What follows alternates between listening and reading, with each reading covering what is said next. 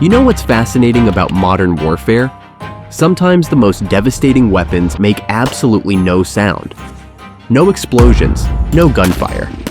Just the quiet hum of computers, and a few lines of code that can bring a nation's ambitions to its knees.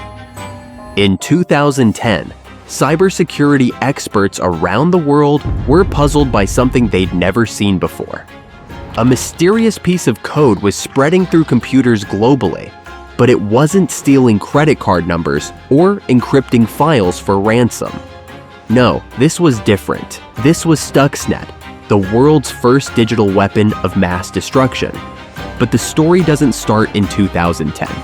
It begins years earlier in the quiet corridors of power in Washington, D.C. and Tel Aviv, where two allies faced a common problem: Iran's growing nuclear program. Now watch this. It's 2006. George W. Bush is sitting in the Oval Office, staring at intelligence reports about Iran's nuclear facilities. The traditional options on the table are grim. Military strikes could lead to regional war, and sanctions seem to be having limited effect. That's when General James Cartwright, the vice chairman of the Joint Chiefs of Staff, approaches with an unprecedented idea. What if we could break Iran's nuclear program without firing a single shot? Enter Operation Olympic Games, one of the most closely guarded secrets of the Bush administration. The mission? To sabotage Iran's nuclear program through cyber means.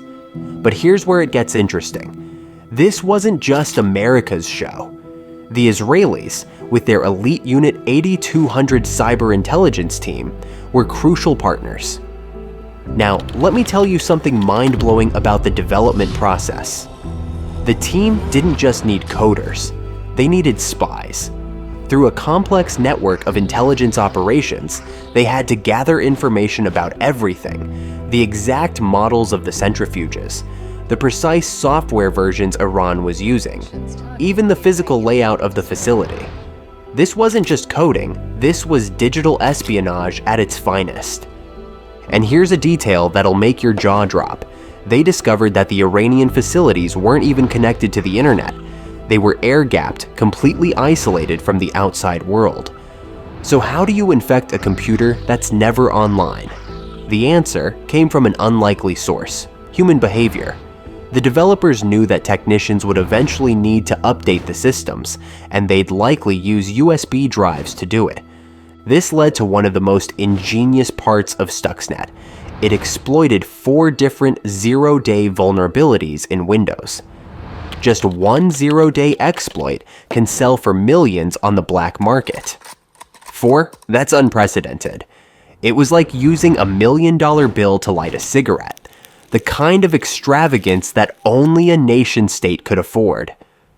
In a secure facility in the United States, American and Israeli cyber experts worked side by side, creating something the world had never seen before. They built a replica of Iran's nuclear centrifuges because they had to be absolutely certain their code would work. One mistake, one premature deployment, and years of work would be wasted. Here's where the story gets even more fascinating. The team discovered that the Siemens systems controlling Iran's centrifuges used a very specific frequency converter. These converters controlled the speed of the centrifuges, and they had to operate at extremely precise frequencies to enrich uranium properly.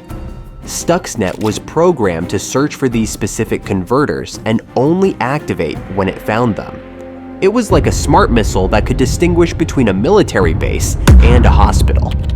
The mastermind behind much of the analysis, Ralph Langner, would later reveal something incredible. Stuxnet didn't just break the centrifuges. It first recorded their normal operations for weeks.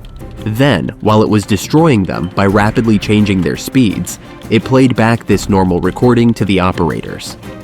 The Iranians literally watched their centrifuges tear themselves apart, while their monitors showed everything was fine. But here's a twist that few people know about. Stuxnet wasn't the first version. There were earlier, stealthier versions that went undetected for years.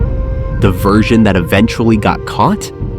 That was version 1.1, and it was actually more aggressive than its predecessors. Some experts believe this increased aggression was due to Israeli impatience with the program's pace. By 2009, Stuxnet was ready for prime time. But the code contained another clever element. It had a kill switch. After a specific date, it would stop spreading and essentially deactivate itself. This wasn't just a weapon. It was a weapon that could clean up after itself. Let me tell you about the moment everything changed. A security researcher in Belarus, Sergei Ulasen, noticed something odd about some computers in Iran. They were rebooting repeatedly for no apparent reason. This tiny observation would eventually lead to the unraveling of the entire operation. When Eugene Kaspersky's team got their hands on the code, they were stunned. The malware was so sophisticated that it used digital signatures stolen from legitimate Taiwanese companies to trick computers into thinking it was legitimate software. This wasn't just hacking. This was digital forgery at a state level. But here's where the story takes an even more intriguing turn. Remember Flame, Stuxnet's sophisticated cousin. It used a technique so innovative that it broke the fundamental mathematics of computer security. It found a way to create a fake Microsoft security certificate by discovering a new way to break the MD5 cryptographic algorithm. This was like finding a way to counterfeit money that no one thought was possible. The operation's success was staggering. Eric Chen, a researcher at Symantec who analyzed Stuxnet, estimated that it set Iran's nuclear program back by at least 2 years. But the cost?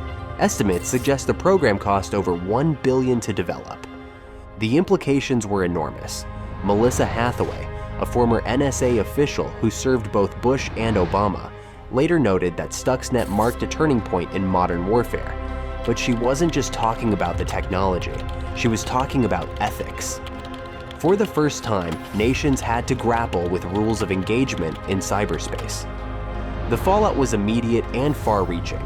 Iran, realizing it had been attacked, created its own cyber command. Within years, they had launched their own sophisticated attacks. The most notable? Operation Shamoon, which wiped out 30,000 computers at Saudi Aramco, Saudi Arabia's state oil company.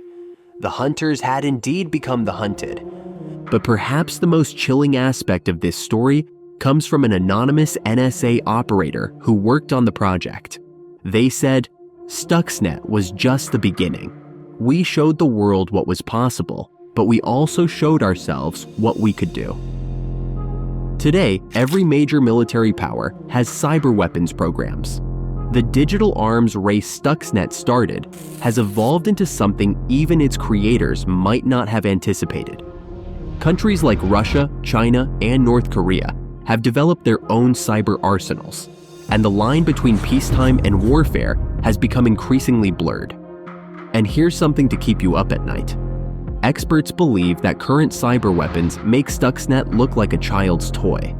Richard Clarke, the former White House cybersecurity advisor, recently stated, "What we've seen so far is just the tip of the iceberg. The real capabilities, the things that haven't been revealed yet, those are the truly frightening ones." So the next time you hear about a power grid failure or a mysterious computer glitch at a major facility, remember this story. Remember that in the quiet hum of servers and beneath the mundane exterior of computer code, there might be another Stuxnet waiting to strike. Because in this new age of digital warfare, the most dangerous weapons aren't the ones we can see. They're the ones silently spreading through our networks, waiting for the perfect moment to change the world.